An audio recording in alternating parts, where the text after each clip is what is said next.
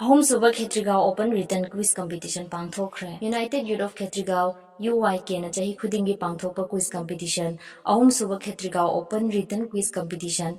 Ngasi Princeton International School Kshetri Awang Leikai da Leiba School Asida Pangthokre. Quiz Competition Asiga Mari Lainana Riaz Khan President United Youth of Kshetrigao na hai. Competition asi Sheikh Babu Macha Memorial Trust SBMT na sponsor tawbiduna ahum laksubo oina pangthokjabani. Mahiroi punna chamaga humdra henbana saruk yaki competition asigi result ka loinana prize distribution lagliba August ki tang ahum ing lising aniga kunmanga da Kshetri Awang Leikai da Leiba Kshetri Iril Mapal Youth Club Community Hall da pangthokjagani Hairi.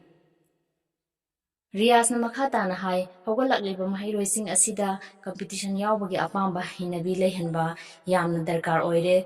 Ngasi competition asida saruk yaba lakpiriba mahiroi singbuso United Youth of Kshetrigao gi maikaidagi thagalakpa phongdoragli. United Youth of Kshetrigao na sinja langjaduna quiz competition amaka sponsor Sheikh Babu Macha Memorial Trust na tobiduna written quiz competition asi pangthokjabani. Hairiba quiz competition asigi result declaration plus prize distribution lagliba August ki tarik 3 da KYC community hall da pangthokjagani.